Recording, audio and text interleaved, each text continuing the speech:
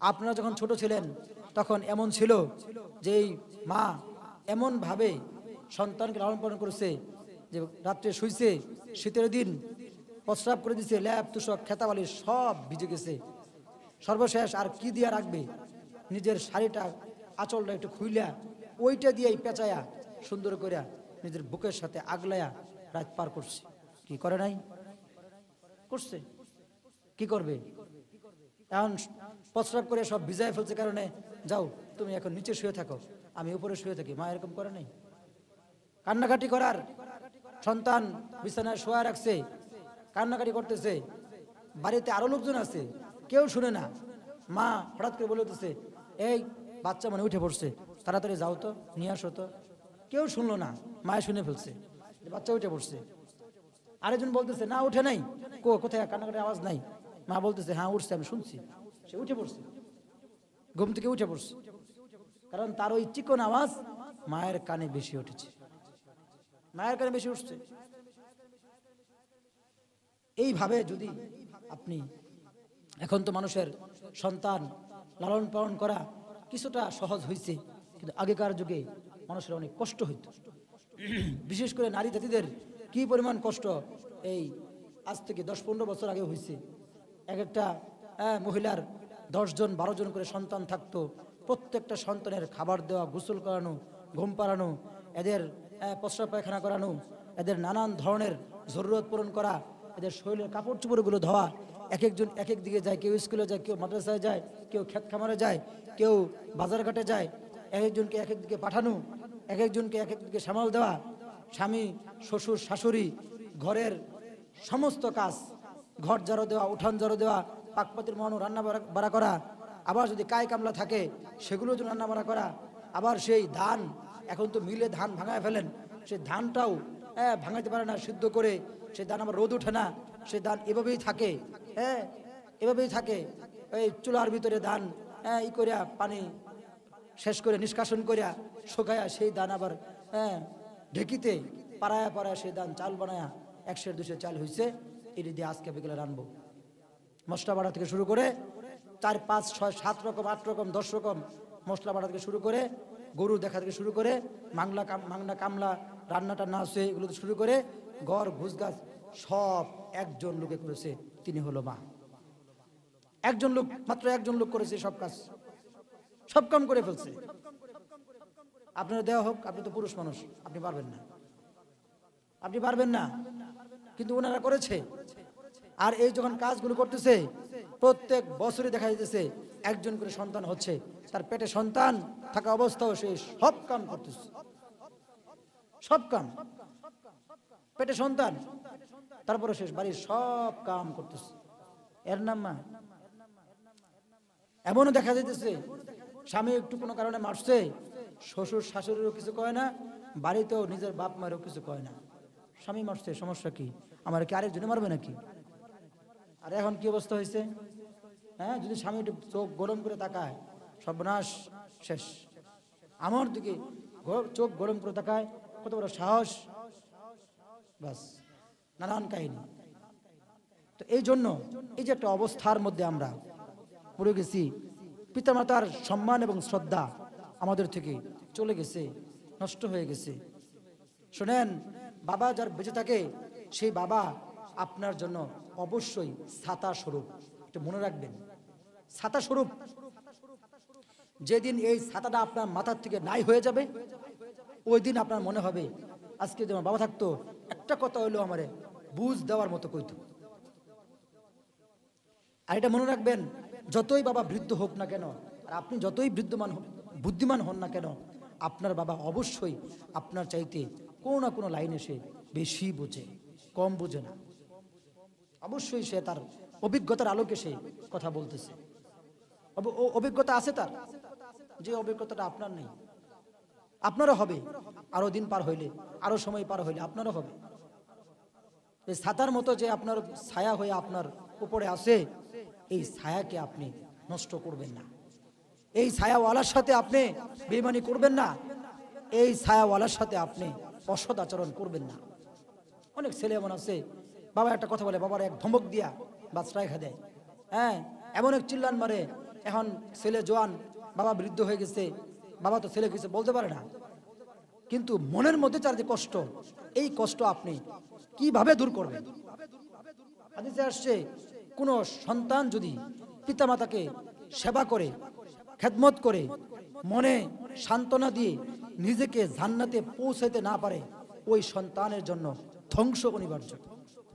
ধ্বংস, ধ্বংসের কথা বলা হয়েছে, ওই সন্তানের জন্য ধ্বংস অনিবার্য। রাসূল যদি কারো নামে ধ্বংসের কথা বলে, আপনি বলেন সে আর কি কামিয়াব হবে?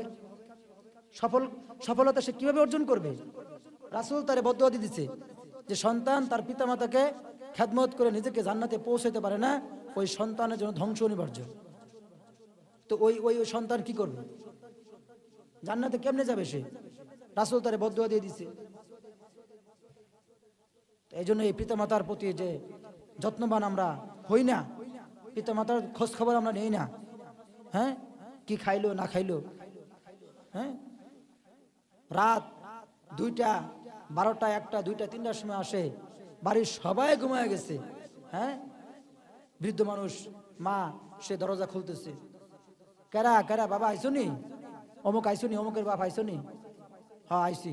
অন ঘুমাও নাই মা, সবাই তো ঘুমায় গেছে, ঘুম তো আমার আয় না, তুমি যে বাইরে, ঘুম তো আসে না।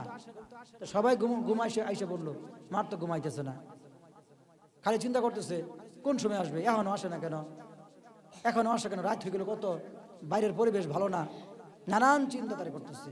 মানে আপনি যদি বলেন তুমি চিন্তা করো কে, আমি তো আসবই, এটা তো এর মন বুঝতেছে না। আপনি যতই বুঝান, হ্যাঁ তো মন এটা বুঝতেছে না, এর মনে খালি সারাক্ষণ ওই খুঁতখুতানি যে এখনো আসে নাকি, রাত হয়ে গেল কতটুকু, এখনো আসে নাকি। এই যে একটা টান, এই যে একটা মায়ার বাঁধন, এইটাকে আপনি কিভাবে উপেক্ষা করেন? কিভাবে ওই মাকে আপনি ধমক মারেন? কিভাবে ওই বাবাকে আপনি ধমক মারেন? আজীব কর্মকাণ্ড।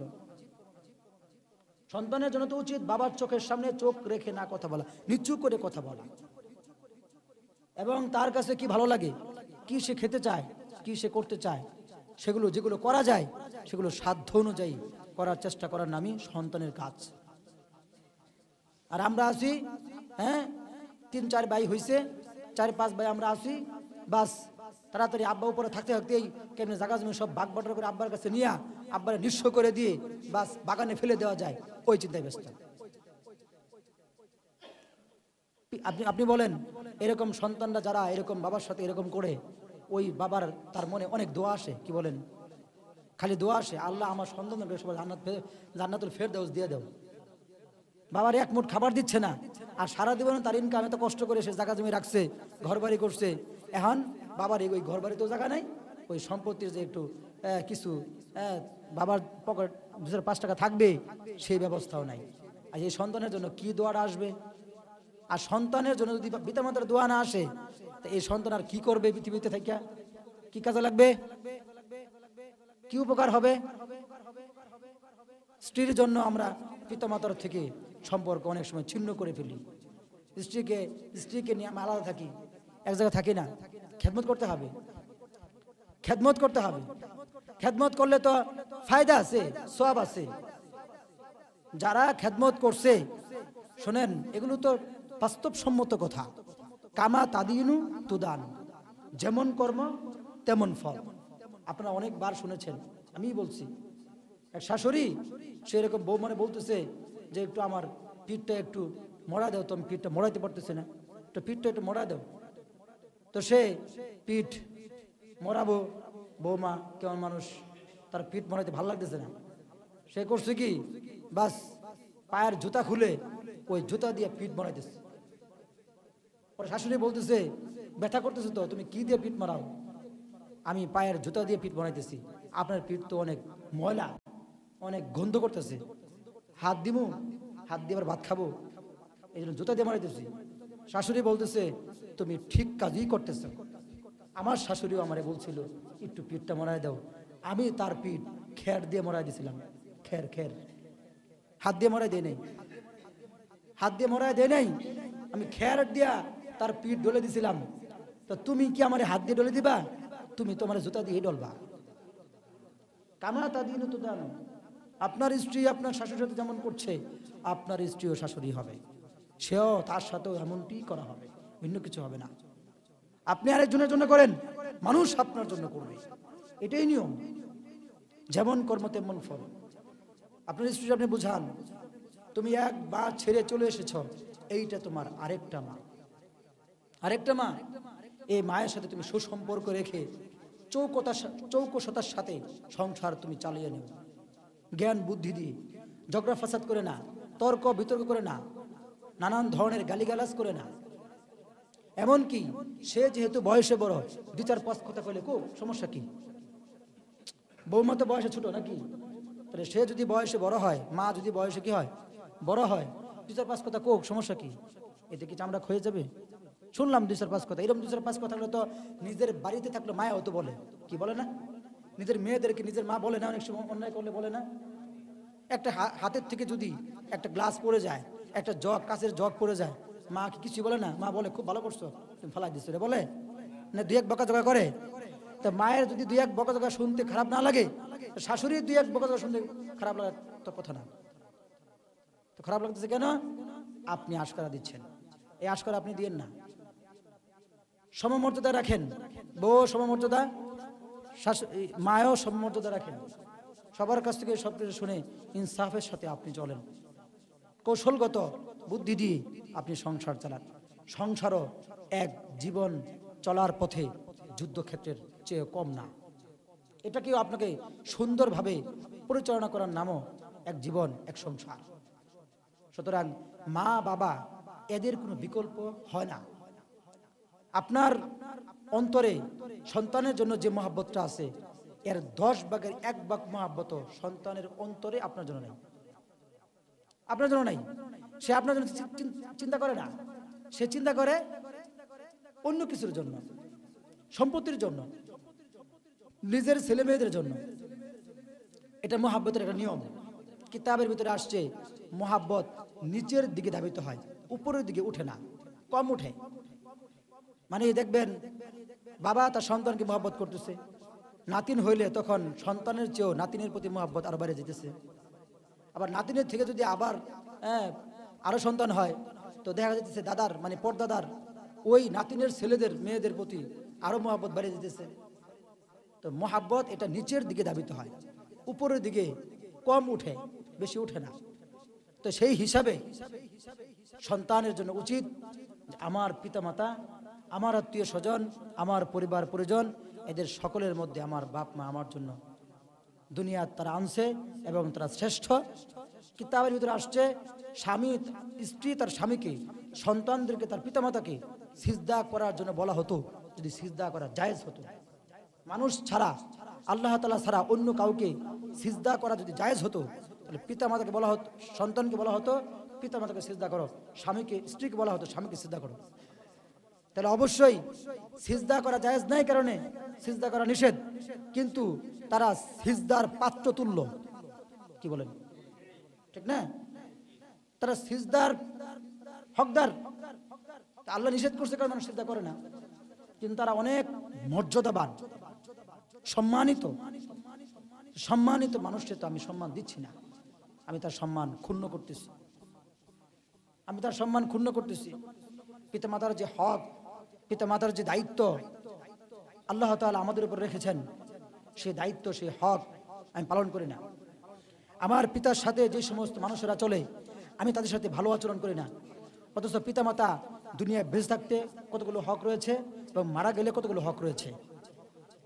যখন তারা দুনিয়াতে বেঁচে থাকে তখন তাদের খোঁজ খবর নেওয়া, তাদের দেখভাল করা, তাদেরকে নিজের কাছে রাখা, তাদের ভালো মন্দ দেখভাল করা, তাদের কোনো মেহমান আসলে সেই মেহমানদেরকেও শ্রদ্ধা ভক্তি করা, সম্মান করা, পিতামাতার কথা শোনা।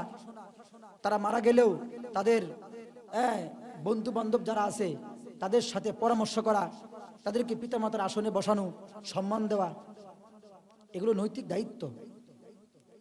অনেক সময় দেখা যায় পিতার বয়সী মানুষের সাথেও আমরা বেয়াদবি করি, কি ঠিক না? পিতার বয়সী মানুষ, আমি মনে করি হ্যাঁ আমার কি হয়, কিছু হয় না, কিচ্ছু না হোক, হ্যাঁ তো একজন মুসলমান ভাই এবং আপনার পিতার বয়সী, তার সাথে আপনার বেয়াদবি করা কখনোই উচিত না। আর হাদিস তো আসছেই, মাল্লাম ইয়ারহাম সগীরানা ওয়ালাম ইউআক্কির কাবীরানা ওয়া ইয়ারিফ আলিমানা ফালাইসা মিন্না। যে ব্যক্তি ছোটদের স্নেহ করলো না, বড়দের সম্মান করলো না, আলেম তাজিম করলো না, হে আমাদের দলভুক্ত না। রাসূল বলেন সে আমাদের দল থেকে বাহিরে, বাদ। তো ছোটদের স্নেহ করা এটা খুবই গুরুত্বপূর্ণ এক কাজ। অনেকে আছে ছোট পোলাপান দেখতে পারে না, এটা ঠিক না। ছোট পোলাপানের সাথে খারাপ ব্যবহার করে, মারে, এগুলো ঠিক না। ছোট পোলাপানের সাথে ভালো ব্যবহার করবেন, এরাই একদিন বড় হবে, এদের মনে আপনার সম্পর্কে একটা সুধারণা তৈরি হবে যে না, আমাদের অমুক কাকা, আমাদের অমুক জ্যাঠা, হ্যাঁ খুব ভালো মানুষ, ছোট থেকে তারা আমরা এরকম ভালো দেখে আসতেছি। কি ঠিক না? বলবে না এটা? যখন সে বড় হবে তখন কিন্তু সে বলবে যে ছোট থেকে তাকে আমরা এভাবে ভালো মানুষ হিসাবে দেখে আসতেছি। এই তার মনে যে জিনিসটা বসছে, এটা কেমনে বসছে? আপনি ভালো ব্যবহার করছেন এই জন্য বসছে। আর যে বড় বয়সে, যে বড় হয়ে গেছে, হ্যাঁ, তাকে সম্মান করার কথা বলা হয়েছে, তাজিম করার কথা বলা হয়েছে, ভক্তি করার কথা বলা হয়েছে। অনেক সময় দেখা যায় অনেক ছোট ছোট ছেলে মেয়েরাও বড়দের সাথে তর্ক বিতর্ক করতেছে, বড়দেরকে মারতে যায়, নানান ধরনের কথা বলে। এই যে আপনি বড়দের সম্মান করলেন না, আপনিও তো কারো বড় হবেন কিছুদিন পরে, তখন ওই ছোটরাও আপনাকে সম্মান শ্রদ্ধা ভক্তি করবে না, ওরাও আপনাকে লাঠি নিয়ে মারতে আসবে। আর আলেমদের সম্মান, এটা তো অনেক গুরুত্বপূর্ণ জিনিস, এটা তো আমাদের মধ্যে অনেকের মধ্যে নাই। আমরা আলেমের মধ্যে দেখতেই পারি না অনেকেই,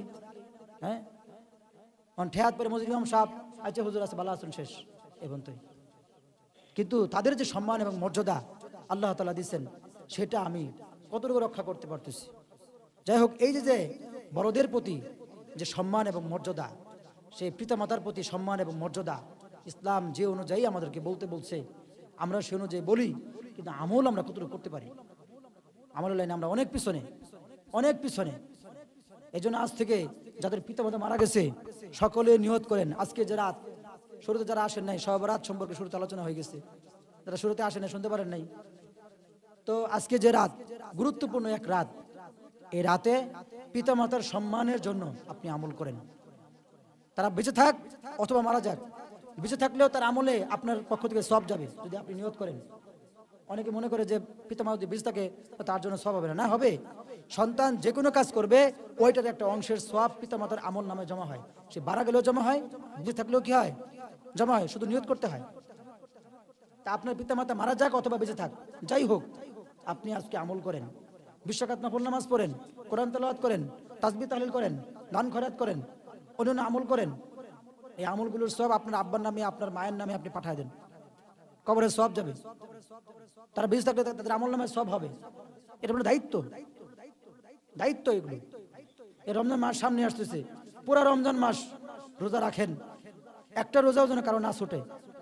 দেখা যেতেছে যে এরকম রোজা তো রাখেই না, আরেকজন রোজা রাখলে হেরো ব্যবসা। এগুলো কেমন কথা? রোজা রাখা ফরজ, ফরজ ইবাদত। রোজা রাখলে তো কষ্ট হবেই, কষ্টই তো সব। আরামে কোনো সব আছে যে আরাম আরাম করলাম, রোজা হয়ে গেল। বহুত মানুষ রোজা রাখে না, কি আজীব কর্মকাণ্ড। রোজা রাখে না। এই যে আগামীকাল রোজা, হাদিসে আসছে কেউ যদি রাতে ইবাদত বন্দি করে আর দিনের বেলা রোজা রাখে, তার 1 বছরের পিছনে করে মাফ করে দিবেন। 1 বছরের পিছনে করে আপনি একটা রোজা রেখে মাফ করে দিতে পারবেন, এটা করা দরকার না? নফল হোক, আগামীকালের রোজাটা নফল, নফল হইলেও এর দাম অনেক বেশি। কথা বোঝেন নাই? অনেক সময় গাড়িতে ছোট একটা জিনিস লাগানো বাইর হয়েছে, গাড়ি চলে না, তো জিনিস তো ছোট কিন্তু গাড়িতে চলে না, এরকম হয়। নফল জিনিস কিন্তু এটার দাম আল্লাহর কাছে অনেক বেশি। আর কিতাবে আসছে শবে বরাতের যে রোজা, এই রোজা হলো রমজানের রোজার প্র্যাকটিস রোজা। মানে রমজান মাসে যে আপনি রোজা রাখবেন, ওই রোজা রাখে আরেকটা রোজা আপনি রাখেন, যেন আপনার একটা কি হয়ে যায়, মানে সয়ে যায়, শরীরে আপনি সয়ে নিতে পারে। কালকে রোজাটা রাখেন, সকলেই রাখেন, সকলেই রাখেন, সমস্যা কি? এটা তো আপনার সওয়াব হবে। আপনি এই সওয়াবটা আপনার বাবার কবরে পাঠিয়ে দেন, আপনি বলেন যে আমি রোজা রাখলাম, এই সওয়াবগুলো আল্লাহ আমার বাবার কবরে পাঠিয়ে দাও, মায়ের কবরে পাঠিয়ে দাও। কোরআন খতম করেন, সবাই করবেন তো ইনশাআল্লাহ। এই আমলগুলো করেন। এই যে এখন থেকে, আজকে তো শবে বরাত রাত, আজকের থেকে একদম রমজানের শেষ পর্যন্ত এই সময়টার মধ্যে কোনো রকম ইচ্ছা করে অনিচ্ছা কোনো রকম কবিরা করে না হয়, দৃঢ় প্রতিজ্ঞা করেন যে একটা কবিরা গুনাহ যেন না হয় আমার দ্বারা।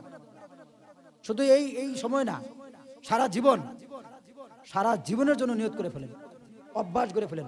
যাদের বাজে নেশা আছে, এই বাজে নেশাগুলো কিভাবে সারা যায় রমজান মাসে, এই প্রচেষ্টা করেন। বাজে নেশা থাকলে খুব সমস্যা। হাদিসে আসছে, কেউ যদি সিগারেট পান করে তাহলে তার কাছে রহমতের ফেরেশতা থাকতে পারে না, দূরে থাকে, অনেক দূরে থাকে। রহমতের ফেরেশতা ছাড়া মানুষ কিন্তু চলতে পারবে না, তার দ্বারা অঘটন ঘটবে, বিপদ আপদ বালা মুসিবত তার কাছে চলে আসবে। রমজান মাস হলো মুখ্য সময়। এই সময়টার ভিতরে কিভাবে এই নেশাগুলো ছেড়ে দেওয়া যায়, দৃঢ় প্রতিজ্ঞা করেন। আপনার এলাকায় আছে অনেকে এরকম আগে ছিল, কিন্তু এখন আর খায় না, ভালো হয়ে গেছে, সে চেষ্টা করছে। মানুষ চেষ্টা করে পায় না এমন কিছু নাই, ঠিক আছে? আপনি ওইখান থেকে আস্তে নিজে দূরে সরবেন এবং ওগুলো যারা খায় তাদের থেকেও আপনি নিজেকে গুটায় নেবেন, দূরে সরায় রাখবেন, দেখবেন আপনি এরকম বাদ হয়ে গেছে। চেষ্টা করলে সম্ভব হয়। একটা আমল, একটা গুনার কাজ আপনি ছেড়ে দিলেন, এইটা কোনো চারটিখানি কথা না। এইটার জন্য হাদিসে আসছে, কেউ যদি অভ্যাসের একটা গুনাহকে ছেড়ে দেয়, আল্লাহ তাআলা তার ওলিদের মর্যাদায় তাকে পৌঁছায় দেন। মানে একটা গুনাহ করে সে অভ্যস্ত, মানে কোনোভাবে সে ছাড়তে পারতেছে না, অনেক কষ্ট করে সে গুনাহটা ছেড়ে দিছে, তখন আল্লাহ তাআলা তাকে সাধারণ মানুষ থেকে তার মর্যাদা উন্নত করে দেয়। এটা কিন্তু কোনো, এটা একটা মানুষ চেয়ারম্যান ছিল, যে হঠাৎ করে এমপি হয়ে যায়, এটা অনেক বড় বিষয় না? তো ঠিক এরকম সাধারণ মানুষ থেকে তার মর্যাদা উপরে উঠে যায়। তো গুনাহ ছেড়ে দিলেও এর মধ্যে লস নাই, অনেক ফায়দা। রমজান মাসে এই নিয়তটা করেন যে আমি এই গুনাহ ছেড়ে দিব, এটা আমি এই অভ্যাসটা আমি ছেড়ে দিব, আমি রাখবো না এই অভ্যাসটা। চেষ্টা করলে আপনি পারবেন।